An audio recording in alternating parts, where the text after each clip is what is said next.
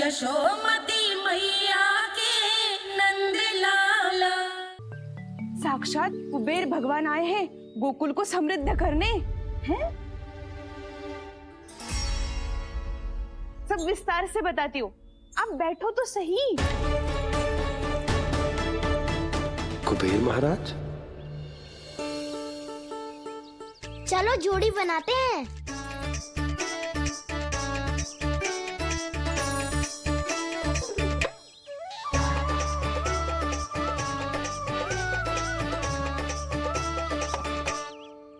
मुझे तो किसी ने ना चुनो, मैं क्या करूं? अरे सुबल, तुझे तो सबसे महत्वपूर्ण भूमिका निभानी है। जो भी उस चट्टान को छूकर तेरे पास सबसे पहले पहुंचेगा वो जीत जाएगा।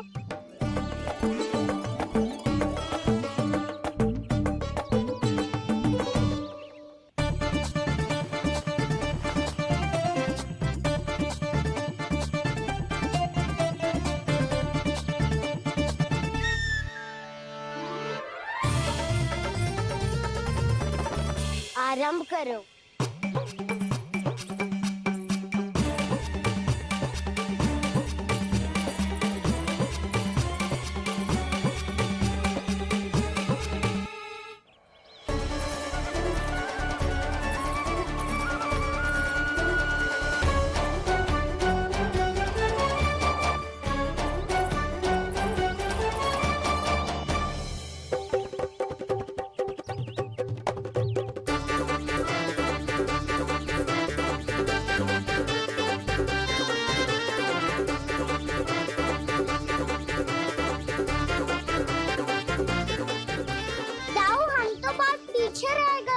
चिंता मत करो कान्हा, दौड़ के आरंभ में ही सारी शक्ति लगाने से हारने की आशंका बढ़ जाती है।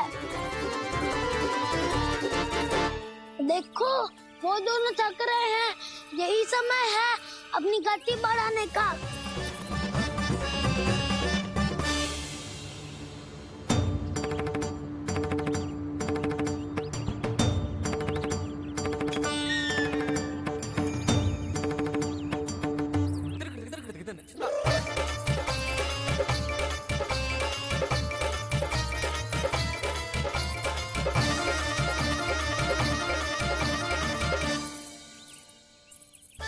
लो, हमारी जोड़ी सबसे पहले पहुंच गई।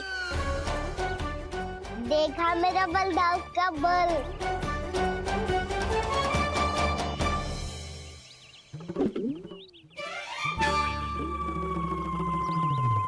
ताऊ, वो देखो।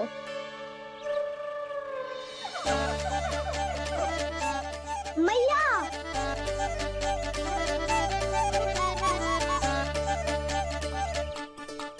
अपने परिवार या अपने सखाओं के साथ या किसी ऐसे व्यक्ति के साथ जिसे उसकी आवश्यकता हो बांट लेना चाहिए, ताकि सबके पास पर्याप्त हो और किसी को भी कछु कमी ना हो, किसी को वस्त्र के बिना रहना ना पड़े, भोजन के बिना सोना ना पड़े।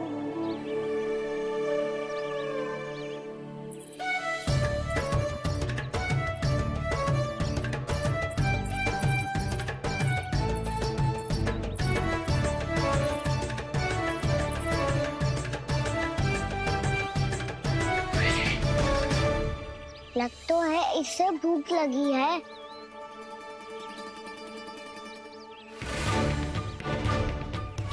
मेरी और क्या देख रहे हो? तुम्हारी पोटली में कुछ तो होगा, दे दो उसे। मेरे नैना मैया ने क्या की थी? जब हम किसी और को देते हैं ना, उससे अनेक गुना नारायण हमें वापिस कर देते हैं।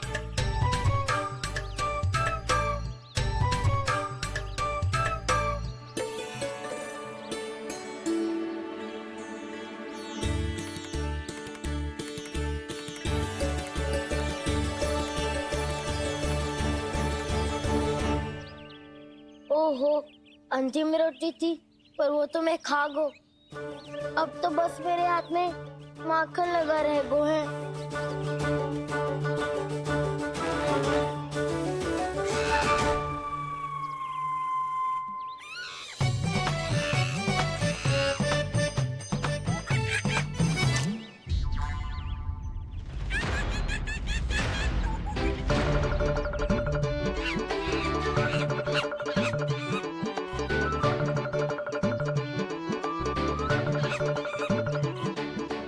क्षमा करना सखा। तुम्हें देने के लिए मेरे पास कुछ नहीं है। अब आप ही बताओ, कोई 2 गुना मूल्य देगो तो हम शीघ्र ही धनवान बन जाएंगे कि ना? पर कोई 2 गुना मूल्य देगो ही क्यों? हो सकता है कि उनके पास अधिक धन हो, या उनकी तिजोरी में सामान आ रहा हो, या फिर उन्हें भलाई करने का रोग हो। हमें तो आम खाने से मतलब है ना नंदराज। गुटली किनके, हमें क्या लेना देना। मैंने तो निर्णय ले लिया है कि उसकी सिर्फ मान लूंगी। बस नारायण को साक्षी मानकर जब प्रण ही तो लेना है कि सारा का सारा दूध, घी, माखन अब से केवल उन्हीं को देना है मैंने। बस इतनी मांग रखी है उसने? हाँ, आपको विश्वास ना हो रहा हो तो गोकुल में किसी से भी पूछ लियो। 2 गुना दाम दियो है परमानंद जी ने, इसीलिए तो सबके सब आनंद के सागर में गोते लगा रहे हैं।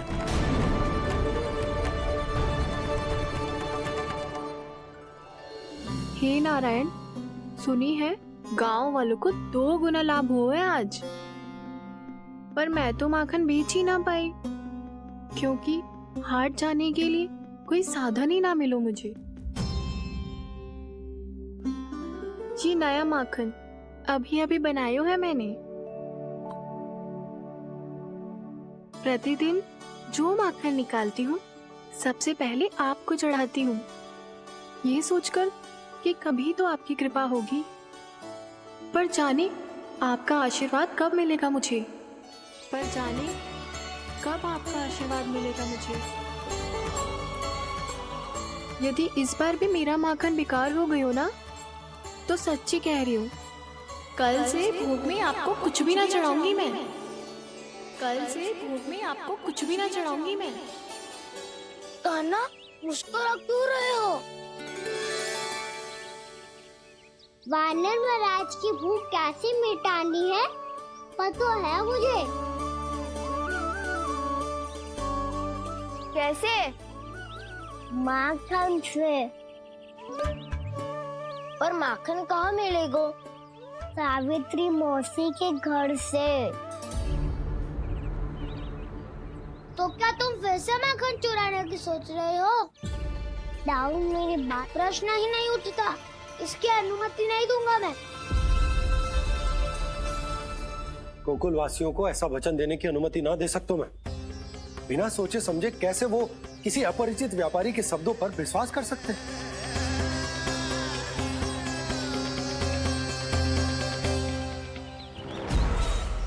महाराज, गोकुल वासियों को अब धन के जाल जंजाल में फंसने से कोई नहीं रोक सकता। महाराज, मैं धन का ऐसा स्वाद चखा कर आया हूँ कि नंद चाहे जितना प्रयास करे, अब कोई भी गोकुल वासी उसके हित वचन सुनेगा भी नहीं। महाराज, ये बहुत गंभीर बात है, हमें सभा बुलानी होगी यशोदा। जशोदा जी, आप भी कुछ कहो ना नंदराज से। जे अधिक ही सोच रहे, इतनी चिंता करने की कोई आवश्यकता ना है। आवश्यकता तो है। तो जब कोई लोभ के जाल में फंस जाता है तो उसका बाहर निकलना असंभव है, किंतु फिर भी अपनी दृष्टि चौकन्नी रखना और कान गोकुल में होने वाली हर हलचल पर, क्योंकि मैं नहीं चाहता कि उस छलिया विष्णु अवतार का कोई भी छल मेरे मार्ग का रोड़ा बन पाए। अवश्य महाराज।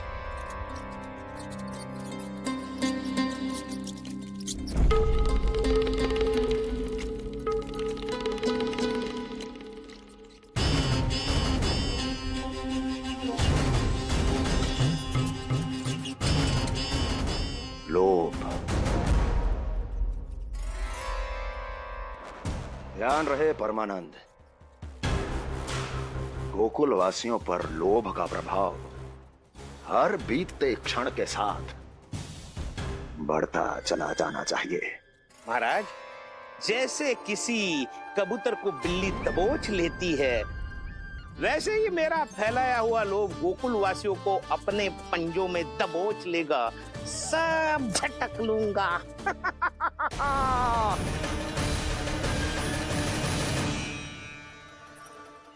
इससे पहले कि माखन पीला पड़ जाए, उसे आंच में तपाकर घी निकाल लेना चाहिए, ना तो पूरा का पूरा माखन बिगड़ जाता है।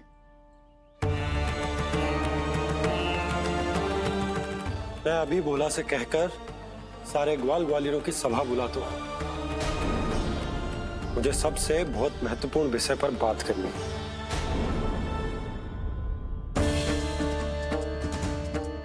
मति भ्रष्ट हो गई थी मेरी, जो यहाँ चली आई। अब कहीं ऐसा ना हो कि मेरा धनवान बनने का स्वप्न धरा का धरा रह जाए।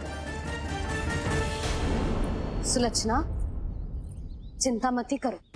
अरे हम सबसे पहले तो वे अन्न के बारे में सोचते हैं। वे गोकुल वासियों को लोभ के फेर में कछु अनुचित ना करने देंगे।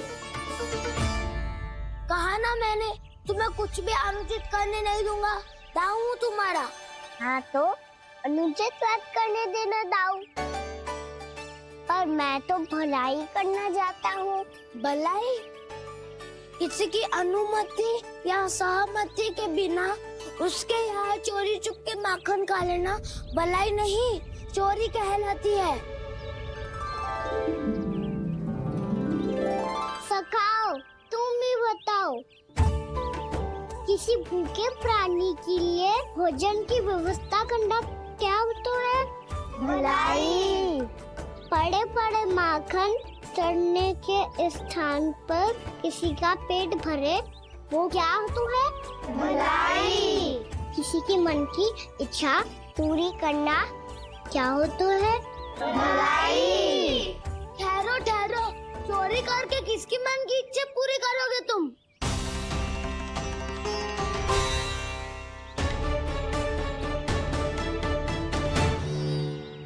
और किसकी दाऊ? स्वयं सावित्री मौसी की। वही तो चाहती है कि मैं उनके घर आऊं और ढेर सारा माखन खाऊं।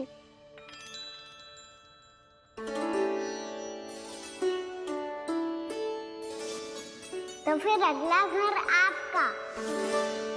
क्षण भर तो ऐसा लगो जैसे कान्हा ने मेरे मन की इच्छा सुन ली हो। वैसे कितना अच्छा हो तो यदि सुन ही ले तो। तुम्हारे कहने का अर्थ है कि सावित्री मौसी चाहती थी कि तुम उनके घर भी जाओ, जैसे जानकी के घर गए थे। ये बात तो उन्होंने मैया के सामने भी कही थी कि मैं उनके घर जाऊं। ये तो उनका सौभाग्य होएगा। किसी का सौभाग्य बिगाड़ते इतने बुरे ना है हम। ये बात तो सही कही है। मुझे भी कुछ अनुचित ना लगता है इसमें। तुम तो सत्यवादी हो मधुमंगल, तुम्हें क्या लगता है? अब बोल भी दो, वानर महाराज भूखे हैं। वानर महाराज से अधिक भूखा तो मुझे तू लग रहे हो। यदि कान्हा सच्ची में जैसा वानर महाराज की भूख मिटाने के लिए और सावित्री मौसी की इच्छा पूरी करने के लिए कर रहा है, तो दादी के सीख के अनुसार मुझे इसमें कछु अनुचित ना लगता। पक्का हम सच में चोरी नहीं भलाई करने जा रहे हैं। सही कहा दाऊ। यदि भूखे असहाय वानर महाराज का पेट भरोगे तो इसका असली पुण्य तो सावित्री मौसी को ही मिलेगा। इसका अर्थ तो ये हुआ कि कान्हा सावित्री मौसी का घर माखन चुराने नहीं जाएगा, बल्कि उसे दुगना कर देगा। बात तो सही है, तो फिर मैं तुम्हें नहीं रोकूंगा।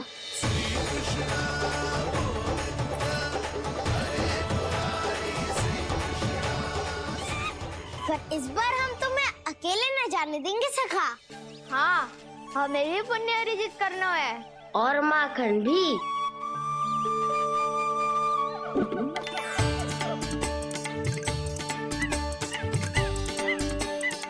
लगता है देव वानर महाराज भी हमारी टोली में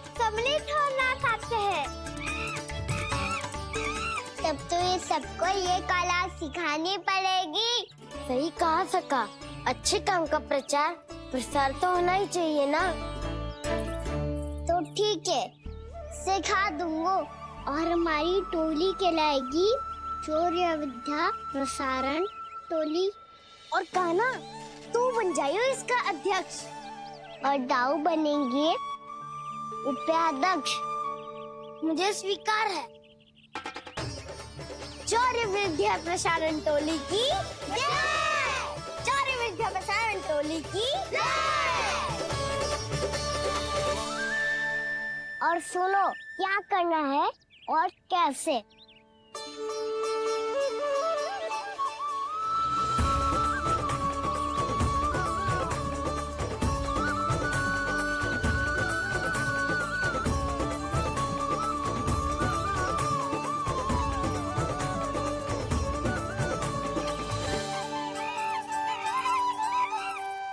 आया कन्हैया रे आया रे माखन का चोर, रोके रुके ना ये सरपट लगाता है दौड़। तुम सब बाहर छुप जाओ, मैं भीतर देखता हूँ। ना ध्वनि कोई हो ना पता कुछ लगे, आए चुपके से ग्वालों की टोली। चाहे कितना बचाओ छिपाओ कहीं, सारा मक्खन ये कर जाए खाली। मुख से तो लगता है सरल ये बड़ा भीतर से चंचल ये छल से भरा है ये नटखट बड़ा चिकचोर।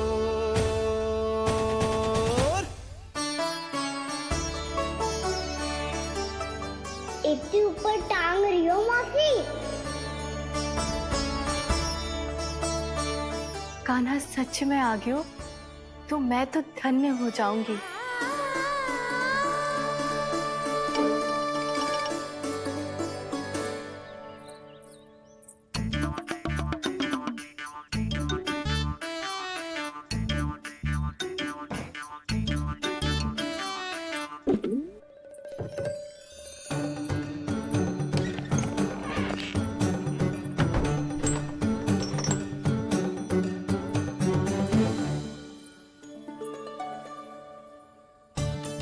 मन तो करता है सारा दूध दही माखन उसे बुलाकर अपने हाथों से खिला दूं। मुझे बुलाना भी चाहती हो और अनजाने में मेरे लिए कठिनाई भी बढ़ा रही हो। पर मेरे यहाँ क्यों आएगा कान्हा? इससे अच्छा तो यही होगा कि कल माखन बेचने के लिए कहीं से सकट का प्रबंध कर लूं।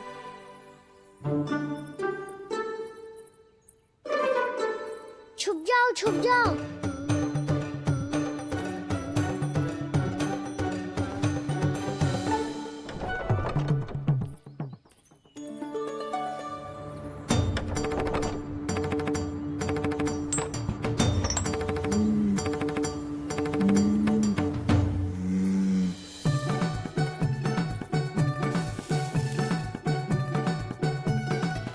वैसे भी वो ठहरा राजकुमार, एक साधारण गोपी के यहाँ का माखन काहे खाएगो। तू भी बावली हो गई है सावित्री। कान्हा आना भी चाहे तो इतनी दूर आएगा कैसे?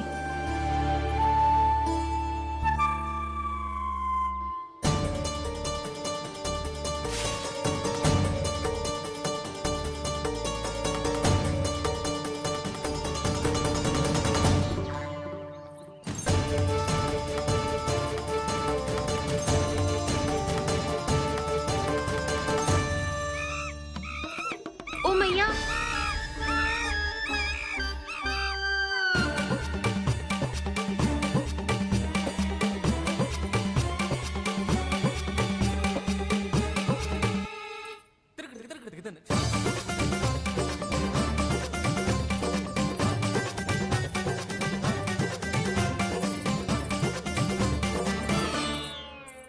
सब खड़े हो जाओ।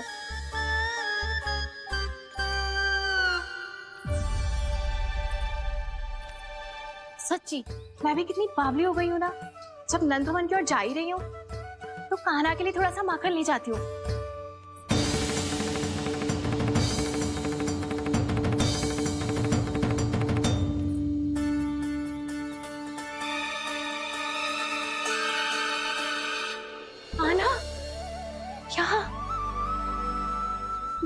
स्वप्न है या फिर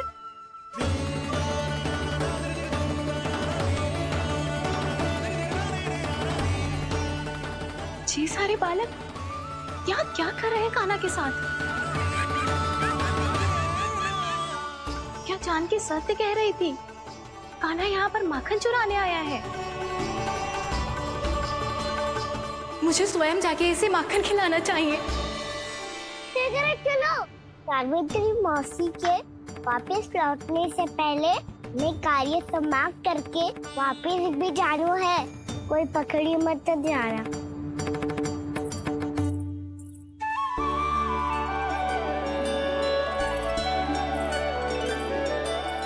ये मुझे देख के भागो तो ना, ये जो कर रहा है, जैसे कर रहा है, मुझे करने देना चाहिए।